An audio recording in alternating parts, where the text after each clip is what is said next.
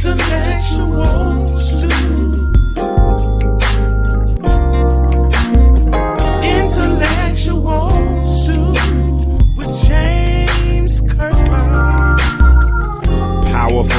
and provocative, prophetic and practical, informative and inspirational. How you gonna do better if you don't know what better looks like? I do. Come on, let's talk about it with me, the mind massager.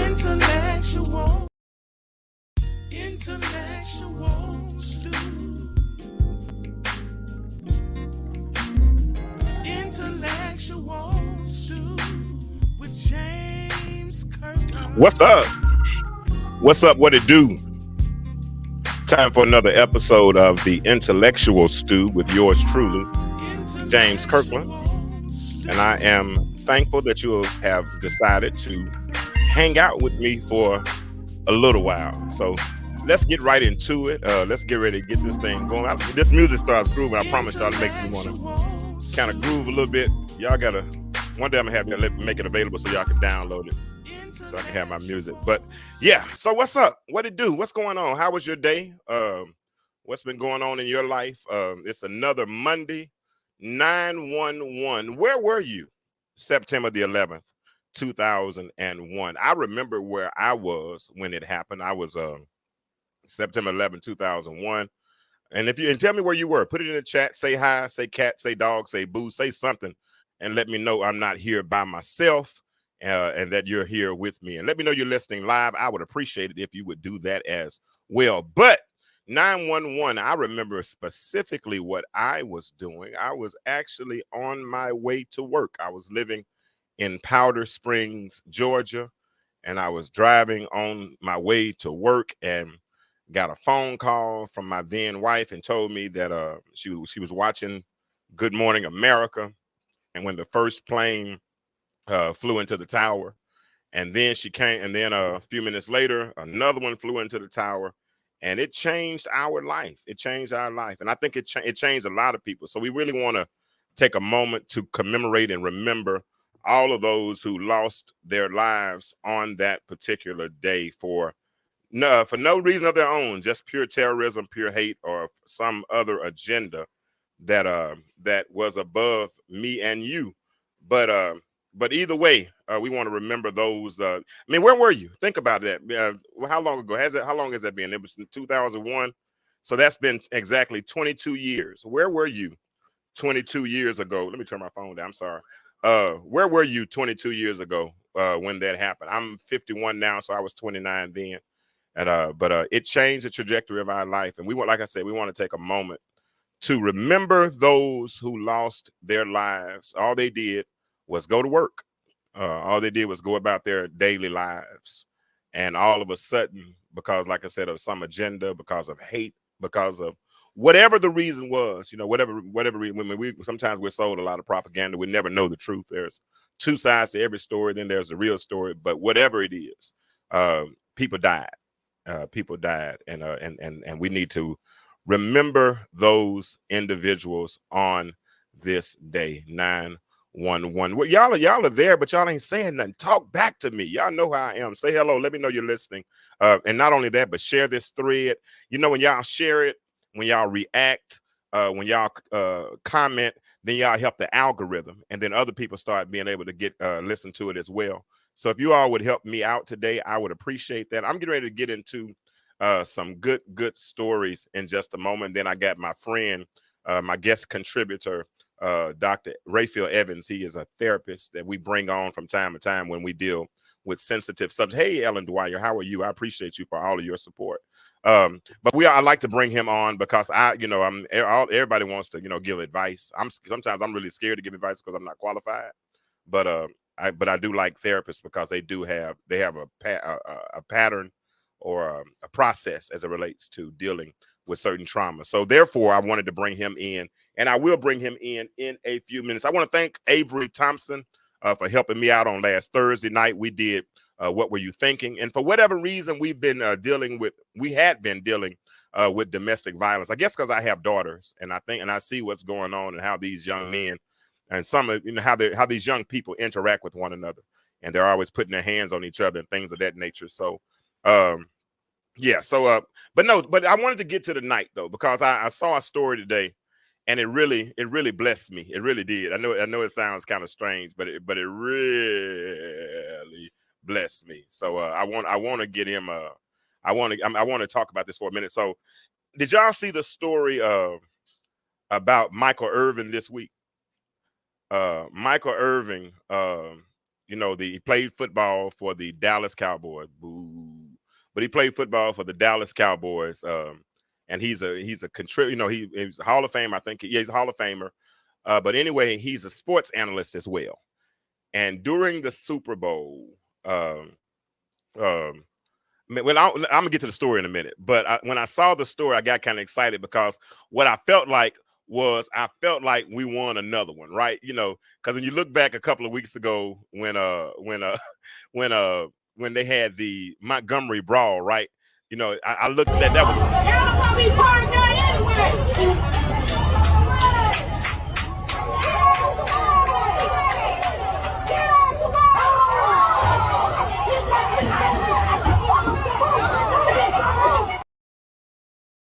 So when he threw that hat in the air, and all of a sudden brothers started jumping off the ship and swimming across the pond and doing all that kind of stuff, right? That was a win for us, right? That was a win. That really was a good win for us. And a couple of days ago, the U.S. Open, right? Coco Gauff, she wins the U.S. Open. That's a win. Black folk proud everywhere, man. That would mean it's a win, man. We got Montgomery, now we got Coco Gauff. And that's a win for us. But then when Michael Irvin the other day, when he was exonerated, and I think this one went under the radar. And I'm going to bring Dr. Evans in a few minutes. But I think this one went under the radar because and if y'all know some black men, tag them right now in the comments, because I want them to come in and I want them to hear this story, because this was a win for black men. And we let it sweep under the radar, right? Because, during the Super Bowl, Michael Irvin was sent home for what they allegedly said he did was inappropriate behavior. Allegedly, he acted inappropriately with a woman at a Marriott property called the Renaissance Hotel in Glendale, Arizona. See, the woman complained and said that he sexually harassed her. Then Michael was asked to leave the hotel and was sent home after the woman told the manager that he made unwanted advances, and they were and he sexually harassed her. Now, what happened immediately was the NFL Network pulled the Hall of Fame receiver off of the air. They said he couldn't do any coverage on the Super Bowl after the woman complained about his conduct. Now, after this happened, Michael Irvin had an interview with a reporter. First thing he said was, Irvin said his interaction with the woman was brief, public, and largely non-physical, and that he only shook her hand, adding he was a bit baffled by it all. Then he went on further to say that this all happened in a 45-second conversation in the lobby. He said, when I got back after going out, I came into the lobby and I talked to somebody. I talked to this girl. I don't know her. I talked to her for about 45 seconds. Then by the next morning, they had come to him and told him that they requested that he leave.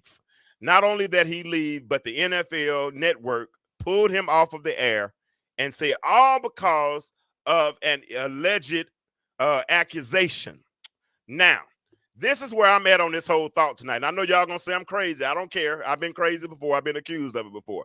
But this is what I got to get y'all to stop. And it ain't y'all, I know, because y'all are listening to me, so we all pretty cool. But it's some other people. I need us to stop black male hate. Because with this whole black male hate thing, we are always, well, not always, but most of the times, we are guilty and then have to turn around and prove our innocence. Now, Michael Irvin said, another quote, Irvin asserted that the hotel fabricated a tale to turn him into the next victim of cancel culture over an incident that the NFL Hall of Famer never said never happened. So this woman that worked at the hotel said that he sexually harassed her. Thank God for cameras, because a camera view came, and let me put this up because I need everybody coming on to see it, because we got to stop this black male hate. Thank God a camera caught the footage of him interacting with this young lady. And when he was interacting with her, the camera showed that he did nothing inappropriate. He only saw her for less than 2 minutes and then went on about his way. Thankfully, the camera was there, because if the camera wouldn't have been there, guess what?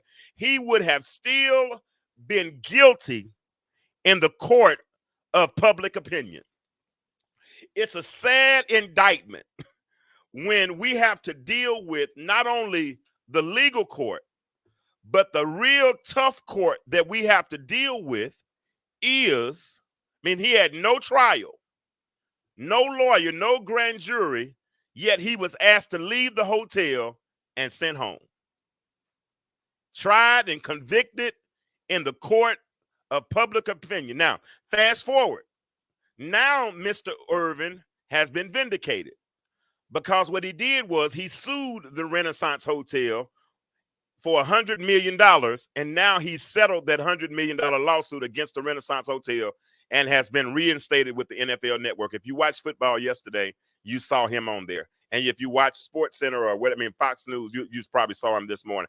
So now Mr. Irvin was almost a victim of cancel culture for something that he didn't do. But listen, let me say this. He was not the first black man. Let me pull this off so y'all can see my face. There we go. All right. He was not the first black man to be falsely accused of something.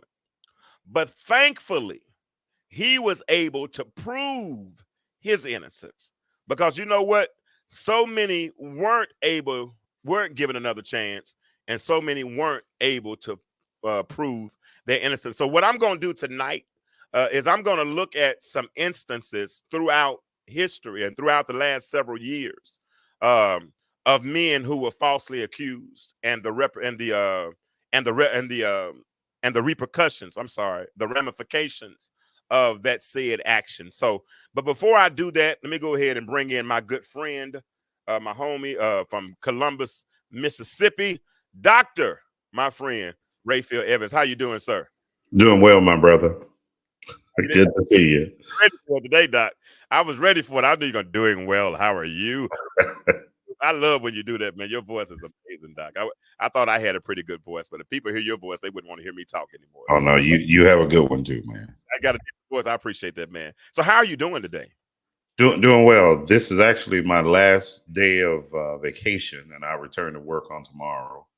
Okay. So just been here at the house taking care of some things so that I can move forward with going back to the office. Well, I appreciate you for taking time to come on and talk to me for a few minutes. And and I know I throw you out there a lot of times blind because we don't, and y'all got to understand, we don't really have many conversations before the show. So when he comes on, typically he's coming on blind, and he's responding off the cuff. So I appreciate him for that. But listen, y'all are a little too dormant for me tonight. I got to ask y'all some questions, and we'll get this thing going. Because are you all familiar of situations where, because let me say this, Doc, and Doc, you can back me up on this. Understand how powerful the familial structure is, especially in the black family when there's a two-parent home, and how powerful that is because of what it produces. It produces solid children. I'm not saying that single mothers don't. I'm not saying that at all. But I'm telling you what the system has always tried to do to divide us as a family, because they know that we are stronger together. And if you want to really weaken the substructure, take a parent out of the home, and that's what has been transpiring since since emancipation, even in the days of slavery. That was what was going on.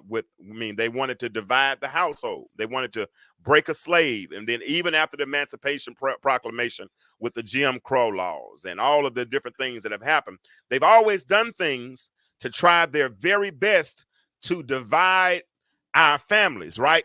And so I was looking at this trend today, Dr. Evans, Mm-hmm. and it kind of messed me up, man, because I started to look throughout history at how many black men have been falsely accused. I mean, we can start right here. We can start right here. Doc, I'm covering you up for a second. But right here, that's Emmett Till, right? Right. Emmett Till, right there in the state didn't he come out of the state you came from, Doc? Yes, sir. Well, the murder happened here in Mississippi. It came, yeah, exactly. The murder happened. That's a good point because he was from Chicago. Can you imagine sending your child off to for the summer to spend time with the family? He gets down there. Well, yeah, and they told him, they tried their best to tell him, they tried to tell him, but he ended up whistling at the little white girl at the grocery store, whatever, at the grocery store, and then uh, she told the sheriff or told the wrong person, whatever, and the rest is history. They ended up taking him out somewhere, and they killed him. They killed Mm-hmm. him. They killed him graveyard dead. They killed Right. that man. They killed that family's child. They killed Emmett Till. Let me show the picture one more time for those that I don't know. They killed him. They killed him. He was an African American boy who was abducted, tortured, and lynched Mm. in Mississippi Yes. in 1955 at the age of 14 after being accused of offending a white woman, Carolyn Bryant, in her family's grocery store. They tried to tell him. I saw the movie now. I did, of course, I'm not sure how close the movie was to the original story. But Doc, let's talk about that for a minute. How I mean, he wasn't even guilty, Yeah.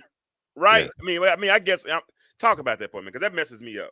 I mean, we still live here in America where we do not find justice in our court system as others have the privilege in finding.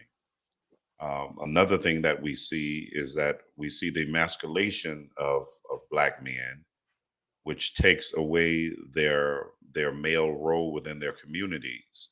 And one of the I guess the quickest ways of doing it is taking him from his community by Mhm. involving him in the court system. Absolutely. For Emmett Till and for Michael Irvin, they Yeah. never made it to the court system. Mm. And as Michael Irvin said, it took him back to a time in which a white female could make an accusation against a black male, Yeah. and others would take the law into their own hands. For Emmett Till, it was death. For Michael Irvin, it was financial death Yeah. and the killing of his reputation, Yes.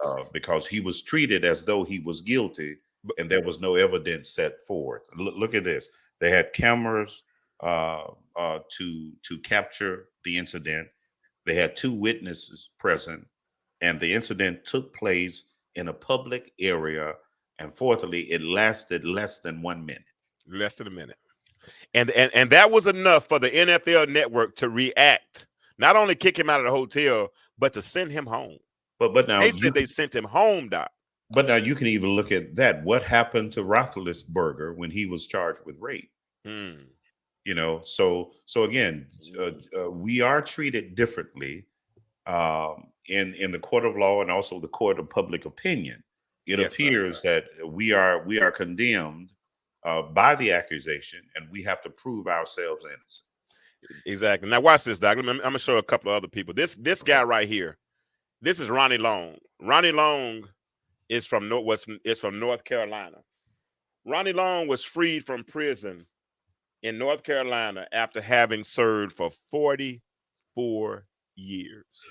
Man, 44 years of his life. I'm 51. yes, That means I was 7 years old when you understand what I'm saying? This yeah, man spent 44 years in prison for a crime, and it was rape. Somebody said he did something that he didn't do. And 44 years later, they find out. How do you give that back? But that's just one. Watch this. This gentleman right here, Leonard Mack. Leonard Mack was wrongly convicted of 2 counts of criminal possession. Wrongly convicted of rape and 2 counts of criminal possession of a weapon. He spent 46 years behind bars for a crime he didn't commit. Wow. It was 72 years. He was 72 years old before he was exonerated. That meant he went in prison when he was 26 years old. I'm not the best at math. Help me out. 46 years. Is that 1977? 1977. I think so. Yes. Yeah. Yes. 1977. He's been in prison, wrongly convicted of a rape, and also was convicted of criminal possession of a weapon. And he has been in prison for 46 years before, but wrongly, falsely accused. Now, watch this stat right here, Doc. This stat right here says a bombshell study in 2017 confirmed what Black people had known to be true, that Black people are more likely to be wrongly convicted of murder than people from any other group. To add insult to the injury of wrongful convictions, innocent Black people waited years longer than the average time it took a white prisoner accused of the same crime to be exonerated. In other words, if the white person was wrongly convicted, he would be exonerated a whole lot faster than the Black person who did. What kind of mess? What kind of system are we in? We're in a system, they say that justice is blind. Yeah, right. But we understand that it's blind to some things that some do, but it appears that it's not blind to the color of one's skin.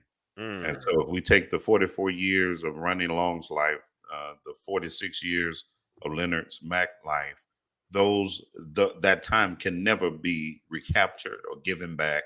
Never. And also we have to understand in some states, you do not receive money for being falsely accused. Isn't that something? So after being exonerated, they let you out the front door of the front gate, and without any assistance to start a life for yourself after that many years.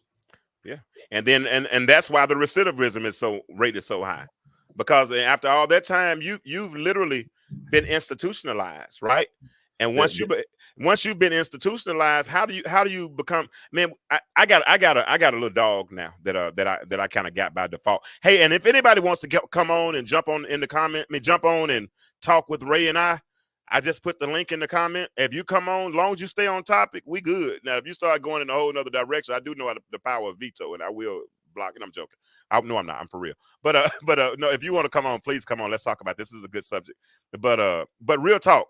It's what was I saying before? Oh no, I got this little dog, right? And the dog it's not used to being around other people. It's not used to being around other dogs because it's not socialized. So it's institutionalized, used to being inside this little substructure or this little confined space, right? And so if people have been in prison for 30, 40 years, they don't know how to function. I mean, in 1977, we didn't have cell phones. No. In 1977, did we even have ATM machines? I don't even think we even had ATM machines back then. It was a very different time. And you got a 72-year-old man coming out of prison right now. That's different. Very, very different. I mean, you have stayed in for at least 2 generations.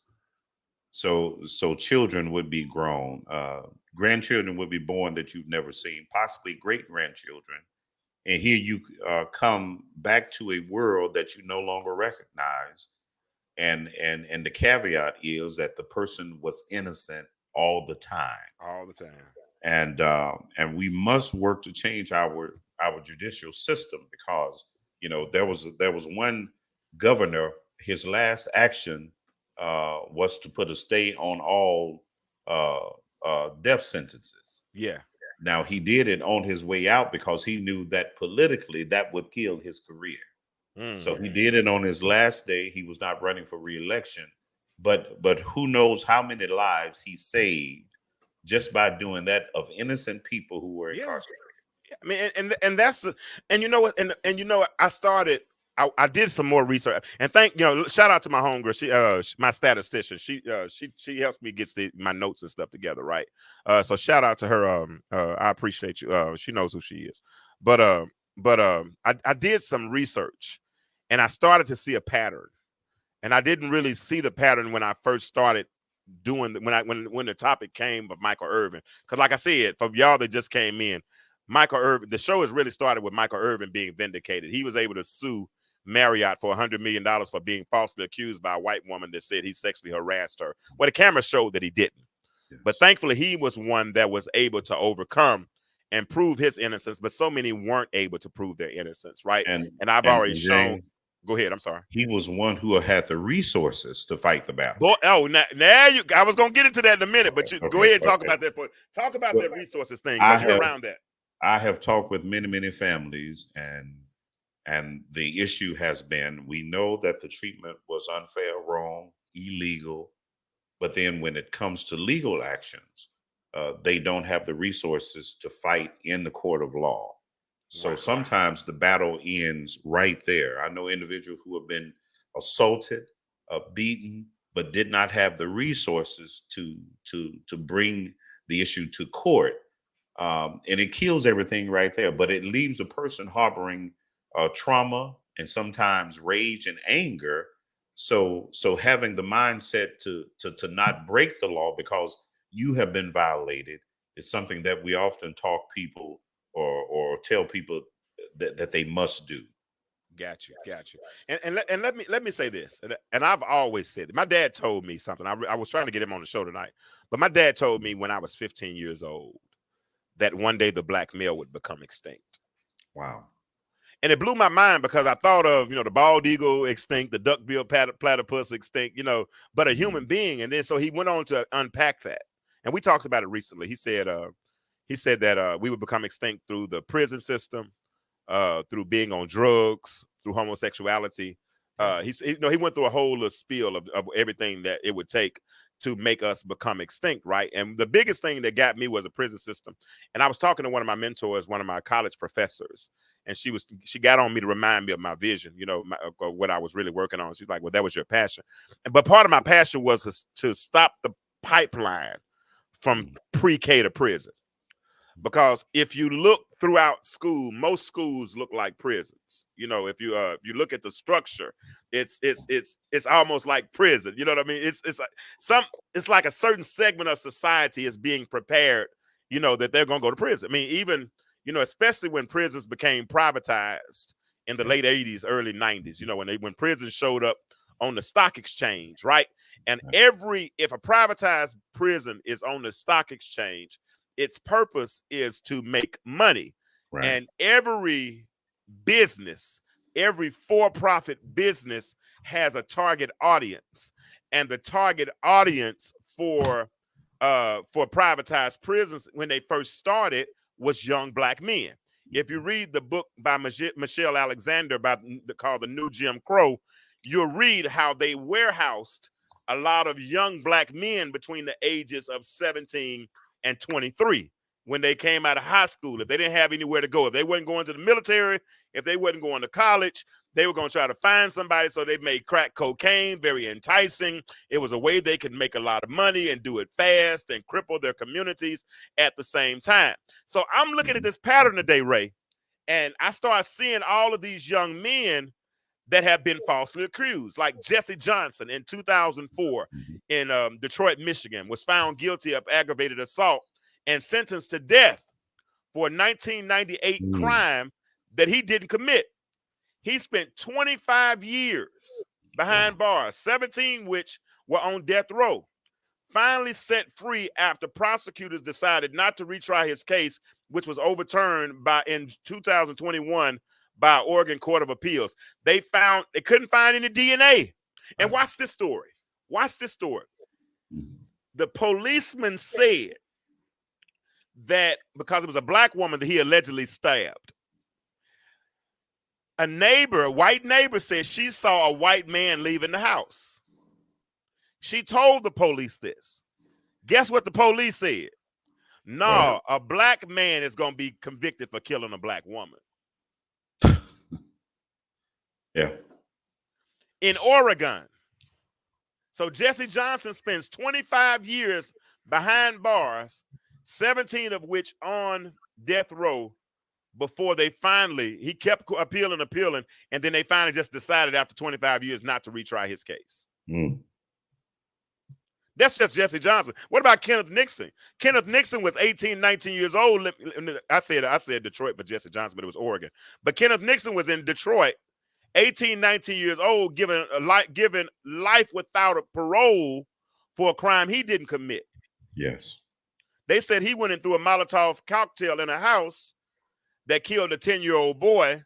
And the reason they came up with that solution was because it was his ex-girlfriend's house. He had nothing to do with it. He was across town. They said he smelled like gas. Guess why he smelled like gas? Wow. He was a tow truck driver. But because some prosecutor or some police officer got you in their sights, now you're fighting to prove your innocence. How does that work? Well, and if you talk about reform, one of the things that would have to be put on the table is are consequences for those who knowingly lie and give false statements, give false evidence, from attorneys who will hide evidence to police officers who will plant evidence and make false statements, to other witnesses that will say that's the person in the lineup and really have no idea. That is also the reason that we have to support groups like the Innocence Project. Yeah, there you go. That's what I want to hear. That. Okay. That type of work has to be a concentration. It can't be a part of anything, but has to be a concentration in itself because the need is so great. Gotcha. And I want to unpack that some more, but let me talk about a couple of more people. I got Tyrone Day. Tyrone Day in Dallas County. He was 19 years old. Notice what I said, 17 to 23. 19 years old when he was falsely accused and convicted of rape. Spent 26 years in prison until the Dallas County District Attorney's Office Conviction Integrity Unit, they did some DNA testing and discovered that he wasn't there. Wow. The DNA discovered that he wasn't at the scene of the reported assault, and it confirmed that two alternate suspects were at the scene. It also revealed that the woman who reported the sexual assault hadn't actually seen Mr. Day's face when she identified him as one of her attackers. Wow. Instead, she identified him from a far distance based only on a hat which she said resembled one worn by one of her assailants. Wow. Just because she looked across a dark room, saw a man with a similar hat, she said that must be him, and this man lost 26 years of his life. He was 19 years old, though. Yes. He was 19. But now, mistaken identity, just think of a fair-skinned, black, bald man with a gray beard. How many of us are on the face of the earth? So if I go to a grocery store or a gas station, you're going to see somebody like that. And no one sees me or if I can't give an account of where I am for an hour and there's a crime committed by a bald man with a gray beard, then I would be guilty. Yeah. Hey, y'all talk to me in the chat. Thank you. Avery said it's a corrupt system. Jacqueline Olea Waka Poindexter, I hope I said that right. She said that part, the resources, what Dr. Evans was talking about, we lack the resources. I got the link in there for anybody else that wants to join the conversation. I'd love to have you be a part of the conversation. But if you haven't liked this video, if you haven't shared it, will you please?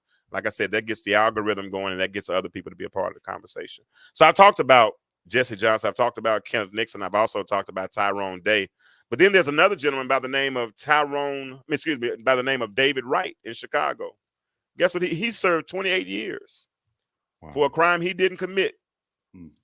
He's 46 years old now and was accused of killing two men in the Inglewood neighborhood in Chicago when he was 17. According to David Owens, Wright's attorney, officers involved in Wright's arrest allegedly coerced him into a confession. They kept him in the room for 14 and a half hours. Told him if he signed a confession, he would go home. He didn't go home for 28 years. But do me a favor. He was 17. What I just tell you, 17 to 23 was a target audience. Sidney Holmes in Florida spent more than 34 years of a 400-year prison sentence for participating in an armed robbery he never was involved in. Check out how his story worked out. He's 57 now, but I want to read how the story happened. I want y'all to see this. Mr. Holmes was convicted and sentenced to 400 years in prison for the 1988 armed robbery of two patrons at a Broward County gas station. Mr. Holmes became a suspect through a strange set of circumstances. One of the victims described the perpetrator's vehicle as a brown, here you go, like you said, as a brown Oldsmobile Cutlass with a tan top and a hole in the trunk. The victim's brother, who heard this description, believed that he was robbed earlier in the day by the same perpetrators driving the same vehicle. Then, weeks later, the victim's brother saw a brown Cutlass while driving and provided the license plate number to authorities. This vehicle was registered to Mr. Holmes. Although Mr. Holmes' vehicle had key differences from the perpetrator's vehicle, and he had a solid alibi, multiple family members who spent the day with him as a Father's Day, at a Father's Day celebration. He still became the suspect due to this citizens investigation. Mr. Holmes was identified by one of the victims in a second photo lineup, despite not being identified in an initial photo lineup that also contained his photo. There was no physical or scientific evidence, nor any corroborating witnesses linking Mr. Holmes to the crime. Anyway, he ends up serving 34 years of his life. He went in when he was 23 years old. Wow. Everyone I just told, and that's just a couple. Like my statistician sent me, she's still sending me stuff right now. This list was longer than this. And these gentlemen are going in spending 25, 30, 44, 46 years of their life. I'm 51. I am 51 years old. Mr. Leonard Mack spent 46 years in a state penitentiary, having to survive, I'm sure, to deal with violence because he's a rape. Mr. Day had go through this thing. He signs a confession thinking he's going home. He ends up getting out, got to register as a sex offender because somebody decided that they felt like, or they lied, just like Mr. Till. And this happened in 1955 with Emmett Till, 14-year-old boy who didn't get to live out to his days because somebody decided that his life wasn't worth it. And here it is, because this is the paradigm shift that I was trying to go to, because the target audience on somebody's balance sheet were black and brown people that looked like me. Thankfully, I had a daddy in my life that had the means and the wherewithal and provided the guidance so that I would go to college and, at least get a good little education. I didn't finish college the first time. I got out. I dropped out and got in the car business, and I ended up going back. I got a master's degree now, but I went through all those different things, right? But thankfully, I had a daddy in my life to teach me consequences, right?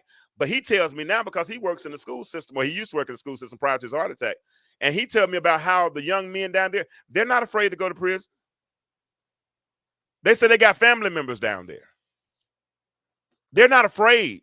So since this happens far too often, Doc, and you're a pastor, you're a pastor in the spiritual sense, but in the secular sense, you're dealing with counseling, and you recognize trauma, and you recognize, triggers and all of these things.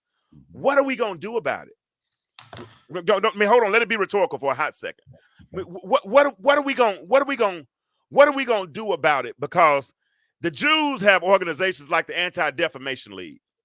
You mess around, Kyrie Irving just shared a video, and all of a sudden he's kicked out the league. I mean, he's can't play and all this stuff, and the Jews are standing up, and he ain't said nothing negative about nobody. He just made an implication by sharing a video. Kanye said what he said, and the Anti-Defamation League, Jews, they stand up for it. But black people have been the victims of atrocities of racism. Y'all Negroes y'all can miss me on trying to say that black people can be racist, because if you don't understand the definition of racism, do a little more research, because there's a distinct difference between racism and prejudice. Now, I can be prejudiced and not like you, but when we start talking about power structure, that's what racism is. That's when when one race can oppress another race. If you can't oppress another race, then you can't be a racist. It just don't happen like that. So, until we figure out how, because what they've done is they've been masterful in dividing us. Because now when we see another black person do something wrong, well, he must have did this, or we become so insensitive. I'm gonna be honest with you, I'm choosing sides. Right, wrong, or indifferent. I'm sorry. If I gotta choose, I'm choosing. I'm sorry. I got favor. So here the question is again, Doc. You've had time to think about it. I see you taking your little notes. What? He's so detailed. What are we gonna do? At least during the movement they organized. Yes. At least they had funds to get people out of jail when they protested. What are we gonna do? Talk to me. Well, now here are just some things off the top of my head. Number one, parenting. Okay. The idea that you have to have a foundation to even believe or know that you have certain rights, to know that you are a person of equal value. And I think those things are instilled in children from the home. So we have to just the idea that what's wrong and right, there's no right time to be mistreated, and for our young black children to understand that, not to the point where they curse out adults or take things into their own hands, but they come back to that family and they report how the violation occurred. So I think parenting. Another thing would be to have some type of anti misproportion league or something for us. And I know that there may be a legal arm of the NAACP and other organizations, but somehow that needs to be unified to be more active. Or we need to financially support those who stand with persons of color when there is injustice. You remember what Al Sharpton is doing. What is the other attorney? Ben Crump. Ben Crump. They're not asking the families for money. They're just showing up. And you know what? And this is the thing. I'm sorry, I didn't mean to cut you off. But when Sharpton shows up, I hope I spelled disproportionate right. When Sharpton shows up, or when Crump shows up, what makes me mad is when Buppy Negroes that finally realized that they not white because they get exposed too. Yeah. They finally get woke. I forgot the new term they called it. When they realize then, because they talk about Al Sharpton and Ben Crump, like dogs. Yes. But they're not showing up. No, and I have plenty of white associates who still talk about Reverend Sharpton as though he is some ill to society. And this is what I shared with one white friend. I say, if my son runs into a situation in which he's treated unfairly by police, I will contact Al Sharpton, because these things go under the radar unless you have someone who will bring in news stations, newspapers to report the incident. Because if not, their name is never heard. So we have to support those brothers who are working for our communities and understand that they're doing a good work. Another thing we have to do, I think the Black church has an obligation. Okay. And I know that there are some pastors who said, look, I don't get involved in social or political issues, but I said, shame on you. Mm, because I don't think there's an area of life where Christ is not involved, and if Christ is not involved, then there's not an area of life where the church should not be involved. And we okay. have to minister to the whole man, and sometimes that is financially supporting individuals when they need attorneys Gotcha. and assisting them with legal fees. Hmm. Now again, we have to hear the story. We have to know what's going on, but at the same time, when we have injustice, I think the church ought to respond to that. And let's unpack what you just said. You said we have to know the story. We have to know what's going on. Mhm. Even and but you know what? And sometimes even in knowing the story and knowing what's going on, even when a person's wrong, you got to keep them from being keep the sentence from being disproportionate. You understand what I'm saying? Yes, I've yes, seen somebody yes, be guilty and they deserve time, but they yes. didn't.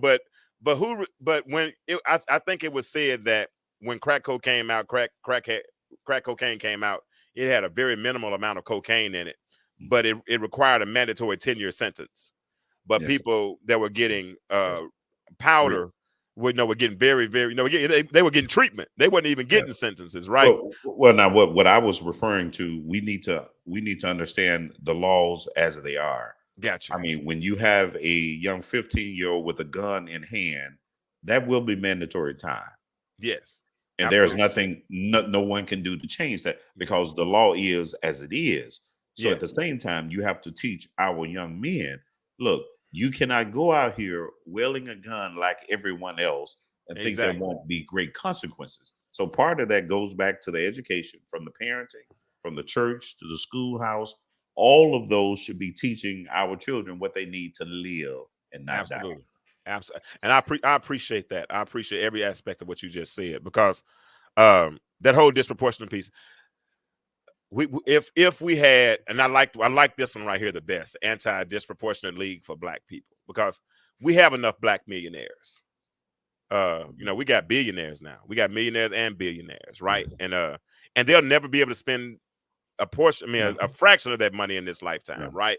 And I've always said, if you want to really change communities, then millionaires need to move back to the hood, and bring their tax dollars back to the hood, so that pricing will go up, and we'll get better textbooks, and we'll get better policing, and all the redlining and all those things would be, at a minimum, because now you got people with influence back in Yeah. the hood starting to change those situations, right? And so if we did that, then we would be able to start creating these anti-disproportionate leagues like the Anti-Defamation League. Can I I? mean, because go ahead. You gonna say something? Go ahead. Yeah, yeah, yeah. Brother James, we have to be careful with that. Okay. Um, we have to. There has to be some level of, I guess, security if we're going to encourage someone to go back into a neighborhood where Oh, no everybody's doubt. trying to leave. Oh So, no, so, but so listen what I said. Hold on, I'm not cutting you off. You said some level of uh, security, but the thing is if hypothetically, if LeBron brings his $1 billion salary back to Akron, his uh, tax dollars come with him, right? mhm, So yes, if the reason why we're not as effective in politics, because we can vote our butts off, but we're hmm not effective, is because we don't have any money. The well, money is what influences politics. They let yes, us vote it out and let us fight it yes, out while they're in the back room cutting deals, hmm to decide what's going to happen in our communities, right? So well, I'm now saying here, it. Go I, ahead. I I understand that, but now here's what used to happen. We were better able to organize when we had very little money. Oh, I agree. No doubt. You No know, doubt. so No so doubt. you know, so there's a lot of unique things there, and the reason I say that, I guess, is still fresh on my mind. Young Dolph and man, what's the guy out in Los Angeles who was killed, had a shopping center? Nipsey. Yeah, Nipsey Hussle. So you're looking at those who attempt to do it, whose lives are taken, versus sometimes putting your resources in place in order to even get some communities approachable, because things are so chaotic there. So we don't, I would not want to live in certain neighborhoods, and I couldn't ask another brother or sister to live there just because of the truth of what's going on there. There's a Now lot you of said, Go ahead. And you're right. I mean, certain neighborhoods. I mean, but Yeah, I'm yeah, not saying all neighborhoods. Don't get me yeah. wrong. I'm not saying I that we got need you. to go move to Cabrini Green, but Cabrini Green's not around anymore in Chicago. But I'm saying somewhere close, you know, I got and you know, in a zip code, and then typically you know, I part of my degree, my undergraduate track was community and international economic development.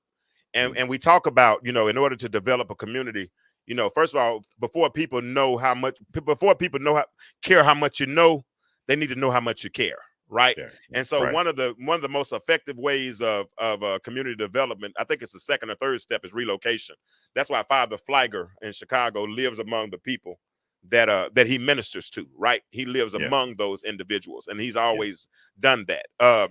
Because when they see you, now this is the problem, I think, because it happened up in Roxbury. I think it was Roxbury, what was it, in Massachusetts, when the outside entities came in and tried to change a community without involving the community in that change, right? And Yeah. they were so ineffective in being able to do so. So Totally agree. I'm saying, Totally agree. choose just any community to move into. You need Right. to have a vested interest in that community, family, you know, knowing people in that community, and Hmm. then the resources allow us to do what we couldn't do. Yes. The movement was great, but it Hmm. became even greater when white folk in the news got involved in it, right?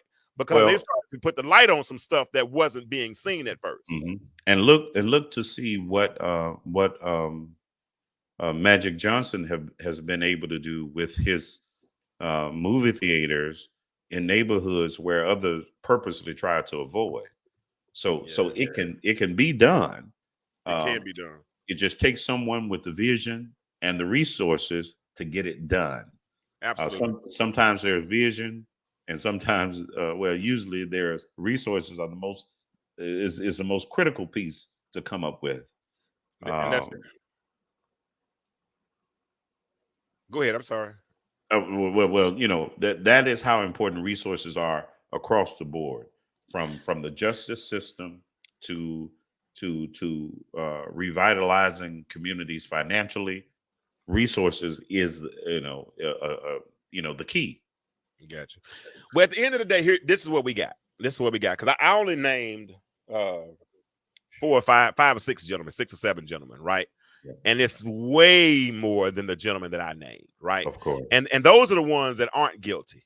Now there are some that are guilty, and they've been Yeah. in prison for. I've been out of high school now for 33 years. Hmm. I know friends that went to high school, people I'm not gonna say friends, but people I went to high school with that have been in prison almost since the time we got out of high school, 30 some odd years, right? They've Wow. been institutionalized. They've were a victim of the system. We can call it whatever we want to call it. We can call it whatever we want to call it. But at the end of the day, somebody's father, somebody's son, somebody's Yeah. grandfather, somebody's nephew, somebody's uncle, somebody's boyfriend, somebody's husband has been taken out of society. Hmm. And it's okay. I get it for the ones who are guilty. I mean, you know, Hmm. if you do the crime, old saying is you do the time, right? But Hmm. for those that aren't, and for those that we kill in the court of public opinion, you know what I'm saying? The ones that really weren't guilty, or we didn't know if they were guilty, but we automatically just assumed that they were guilty, right? Right. We got. I mean, Right. what are we gonna do? How? Because we're in this position that we're in. Doc, it's so scary right now Hmm. that people don't even want relationships because they've been so socialized without having them. They've not seen Mm. mama with a husband. They've not seen Yeah. grandmama with a husband. They've seen unbalanced relationships, and they've raised their children on their own for the last Mhm. 25, 30 years. So they've been so desensitized. And a lot of the ones that could have been their better half, unfortunately, were robbed and stolen from society. And you and I, we've looked at 1 Samuel 30. We talked about it. Mhm. When David and the men were gone, that's when the Amalekites came in and burned up the city Yes. Yes. because the city was And uncovered.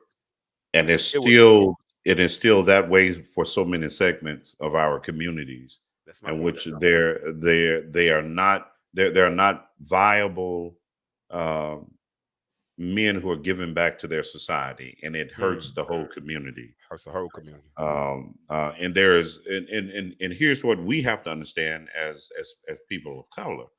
we have to understand the value of the man. Yeah. And I don't think as a whole we have really understood that.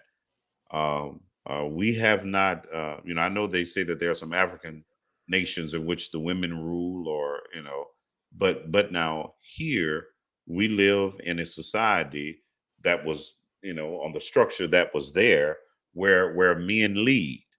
So what happens when men are no longer there? Mm. you know Sometimes that intelligent, strong woman pushes forward, and she does a wonderful job with children, with educating her children, providing. But that's not the story for the majority. The majority of people, children, are left in less than conditions, with a deficit with money, a deficit with food, a deficit with a sense of community, and that deficit then continues for generations. Yeah. So somehow we have to find a way to stop, the bleeding. Yeah. It's sad. It's really we're in a sad situation, and like I said, we got to figure it out.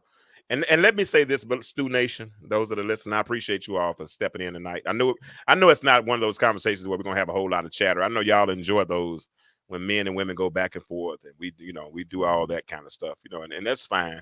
But we sometimes we gotta look at us where we are right now, and this is where we are.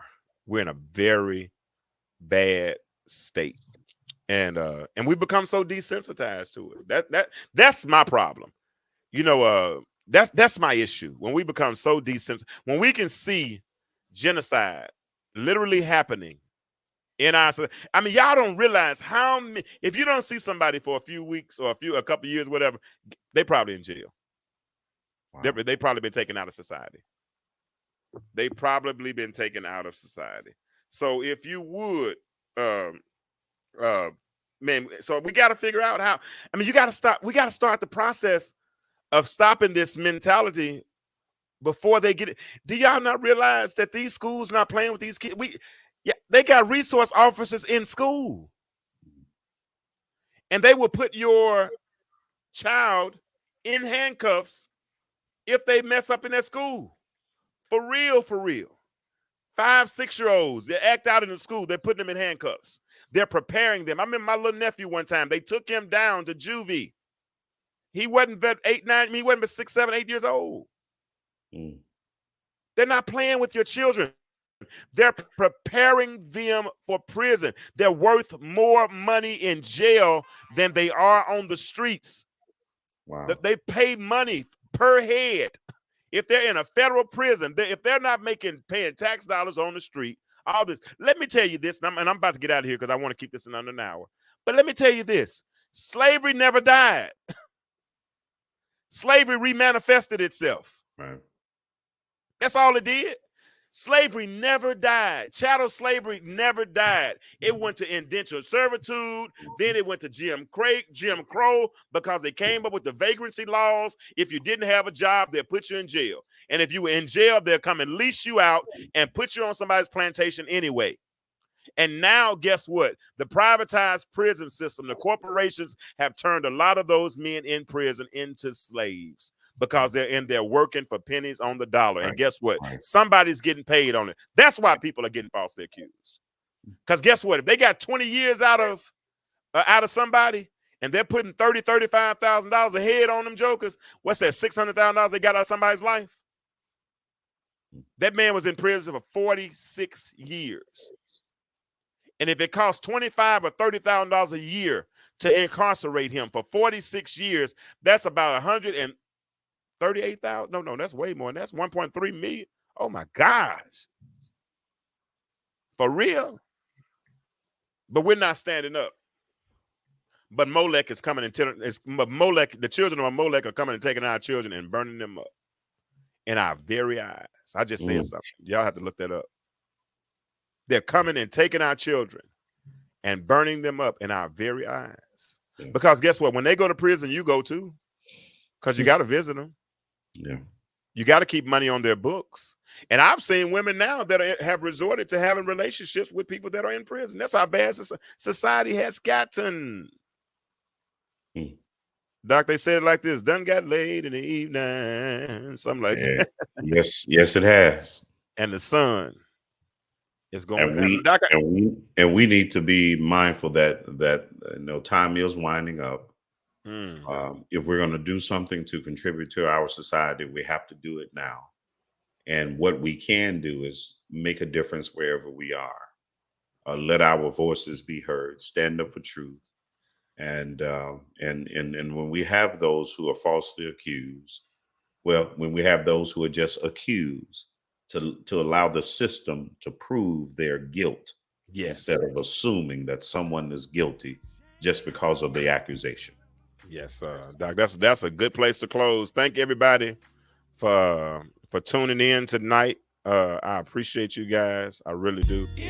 Doc, I appreciate you. I You appreciate you, my always jump brother. on. You always dang. Look what you said. Lakeisha Reynolds said that privatized prisons make up 374 million dollars per year, according to statistics.com. Wow. And you think people worth more money on the street and you ain't paying no taxes? Oh, Yeah, right. Yeah, y'all go back and listen to this if you didn't hear the whole thing. You got some good nuggets in here. Thank you, Dr. Evans. I appreciate you every time I need you. You always come through for me every time. I appreciate you. All you all that are listening, share this thread. Y'all don't have to listen to it now. You can listen to it again later. These are it's real things, real issues, and we got to make it. We got to make it. So I'm out. As I always tell you, the world is. Oh no, hold on. Hold on. I'm working on a couple of things, and I'm hoping to share some ideas with you all soon. I'm hoping to share some things with you all soon. So thank you for who was that? Erlanza. Hey, Erlanza. Thank you for y'all gotta let me know y'all are there. If I know y'all are there, I talk to y'all during the show, and that make me talk a little bit more. And then I can get some more interaction on these comments. But I appreciate you all. But we're out of here for real. As I always say, the world is changing. But my question for you is, why do you remain the same? Y'all have a good night, and we'll catch you on the rebound next Monday night. I might come on later in the week. Who knows? But good night.